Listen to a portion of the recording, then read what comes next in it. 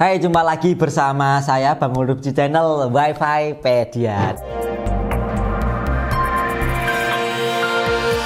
Nah, di video kali ini saya kebetulan sendirian dan tidak ditemani Mas Nanang karena Mas Nanang sibuk membuat skripsi. Dan di video kali ini gak ngebahas atau kita tidak akan mereview produk dari alat-alat jaringan, tapi di video kali ini kita akan membahas segmen terbaru, yaitu sesi Q&A, di mana untuk panjenengan semua atau sedulur semua sudah bertanya di kolom komentar. Saya ucapkan terima kasih, dan kebetulan juga tim Wi-Fi Pedia sudah mengumpulkan 10 pertanyaan yang akan kami bahas di video kali ini. Nah, untuk pertanyaan yang pertama ini dari Bang Satria 122. Nah, pertanyaannya seperti ini. Maaf tanya di luar video, tenda F3 saya disambungkan ke router OpenWRT, kenapa gak mau ya? Biasanya paralel jadi F3 ditembak N301 terus baru ke LAN router OpenWRT. Untuk jawabannya sendiri ini adalah itu tergantung untuk konfigurasinya. Apakah konfigurasinya itu menggunakan IP statik atau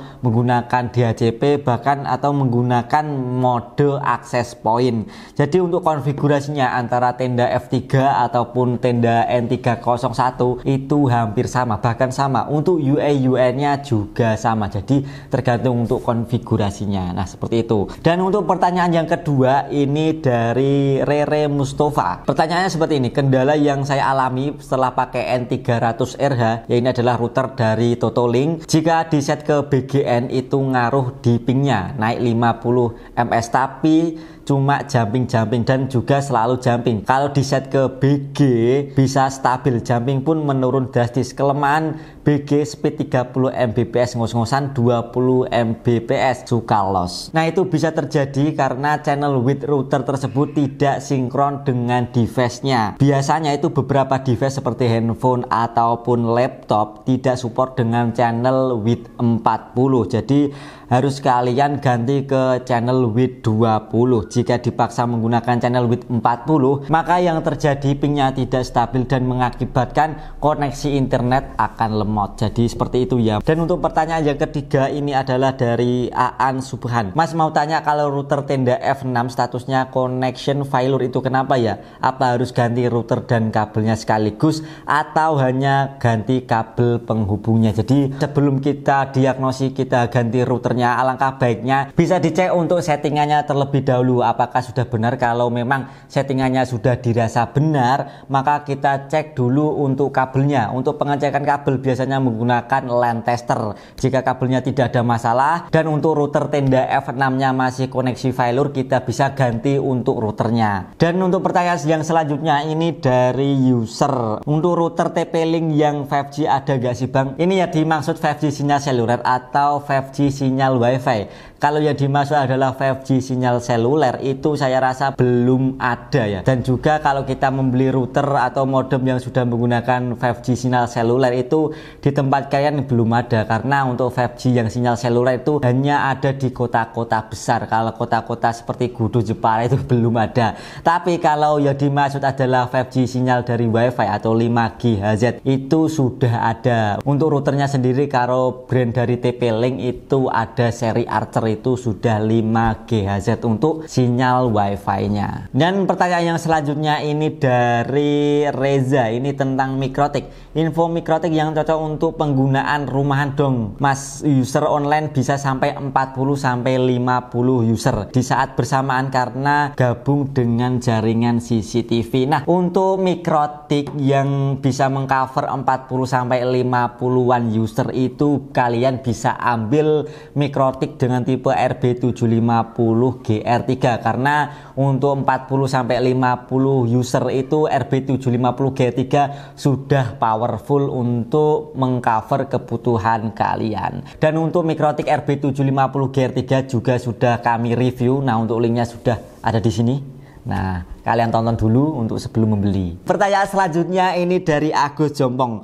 Mas, mikrotik saya yang CCR mati apakah bisa diservis? Ya pasti bisa tentunya. Apa sih yang nggak bisa diservis? Ya, tapi untuk kerusakan pada IC itu mikrotik kan di IC-nya kan ada serinya. Kalau kita ganti IC-nya sendiri itu lisensinya akan hilang. Jika lisensinya hilang maka kalian harus beli lagi. Tapi saya sarankan untuk Mas Agus itu mending beli baru saja, karena untuk biaya servisnya itu mahal dan untuk harga IC-nya juga mahal dan juga beli lisensinya itu juga mahal. Jadi untuk biaya ketiga ini saya rasa ini hampir sama dengan kita membeli mikrotik CCR dengan kondisi baru. Dan untuk keawetannya sendiri juga kita kan nggak bisa memastikan apakah setelah ganti IC atau setelah diservis itu memang bertahan lama atau cuma 1 minggu atau 1 bulan itu akan kumat lagi. Seperti itu ya Mas Agus. Jadi alangkah baiknya beli lagi kalau punya duit. Dan pertanyaan yang selanjutnya ini dari Asrori Creator. Bang, kenapa modem Orbistar 2 saya sinyalnya sering hilang? Padahal jarak dari BTS-nya dengan rumah saya ini sangat dekat. Bukan sangat ya, ini cukup dekat. Nah, itu terjadi karena banyak faktor. Itu terjadi karena bisa saja sinyal dari BTS-nya tidak support dengan modem Orbistar 2. Atau kalian juga bisa lock band. Dengan cara lock band kalian bisa menyesuaikan sinyal frekuensi yang ada di BTS kalian. Jika masih tidak bisa, kemungkinan besar modem Orbistar 2-nya bermasalah. Jadi Mas Asrori bisa ganti untuk modemnya. Nah, pertanyaan selanjutnya ini dari Rijal Halilintar. Bang, kalau cuma pakai satu tenda O3 langsung nembak wifi dengan jarak 30 meter bisa nggak? Mohon infonya Bang. Oke, bisa Kak, tapi tergantung lokasinya juga. Kalau lokasinya memang terdapat banyak intervensi sinyal wifi, nanti kecepatan internetnya kurang stabil. Selain itu untuk temboknya juga bisa berpengaruh ke kestabilan sinyal wifi.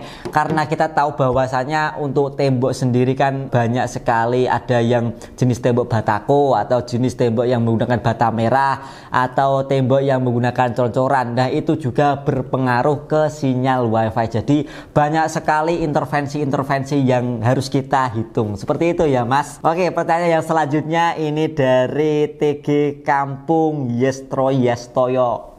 Bukan. Ini adalah pertanyaan dari Tro Santoso. Apakah router TP-Link WR840 ini bisa di remote atau disetting dari luar kota pakai jaringan seluler HP enggak? Nah, jawabannya adalah tidak bisa karena router tersebut memiliki fitur DDNS. Kalau bisa di remote harus memakai mikrotik atau menggunakan router yang lain yang terdapat fitur IP publiknya. Jadi harus ada port forwarding dan juga dilengkapi dengan fitur IP publik atau sudah menggunakan fitur dari IP publik. Seperti itu ya Mas. Dan pertanyaan yang selanjutnya ini adalah Rudiawan. Pertanyaannya seperti ini. Lur, kalau PTP sudah pakai tapi ketika disambungkan ke tenda atau ke router indoor seperti N301 untuk IP-nya tidak bisa sama, itu gimana solusinya? Itu karena PTP-nya dalam mode bridge. Jadi IP yang didapatkan ini adalah IP dari modem utama. Agar IP-nya sama, jadi kedua antena tersebut untuk IP-nya itu disamakan dengan modem utama atau router utama. Agar nanti bisa dipanggil dengan mudah, tidak harus mengganti IP dari tenda N301-nya. Jadi jawabannya seperti itu ya Mas. Nah, itulah 10 pertanyaan yang sudah kami bahas dan juga sudah kami balas, dan saya mengucapkan terima kasih untuk penonton setia dari Wifipedia yang masih antusias. Mungkin cukup sekian untuk sesi Q&A. Jika ada pertanyaan kalian bisa tulis lagi di kolom komentar, nanti kita akan bahas di lain video, di next video. Dan cukup sekian video kali ini, saya Bang Ucup pamit. Sampai jumpa di Wifipedia. Nanang anu opiku wonge garap skripsi.